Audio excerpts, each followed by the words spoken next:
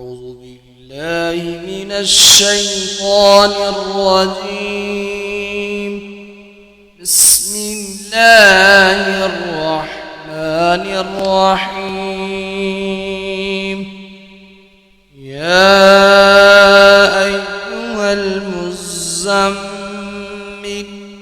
قم الليل إلا قليلا نصفه أو انقص منه قليلا أو زد عليه ورتل القرآن ترتيلا.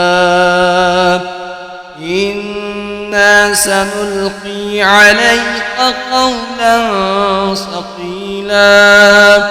إن ناشئة الليل هي أشد وطعا وأقوم قيلا. إن لك في النهار سبحا طويلا واذكر اسم ربك وتبتل إليه تبتيلا.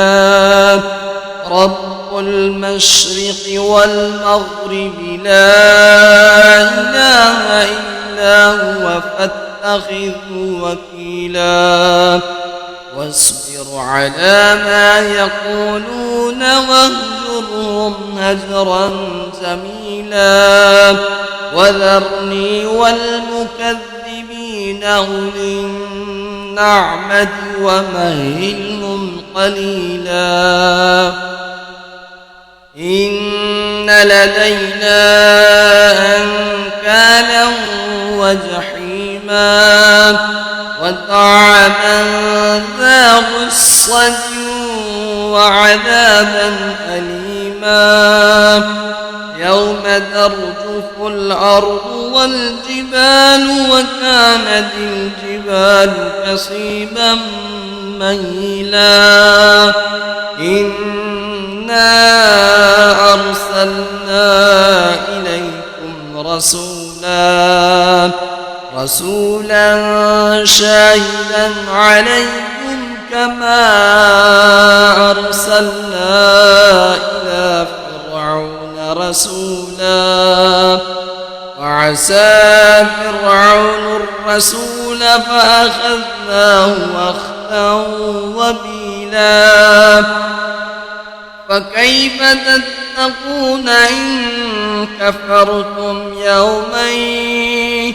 يوما يجعل البلدان شيبا. السماء منفطر به كان وعده مفعولا. إن هذه تذكرة فمن شاء اتخذ إلى ربه سبيلا. إن ربك يعلم أنك تقوم أدنى من ثلثي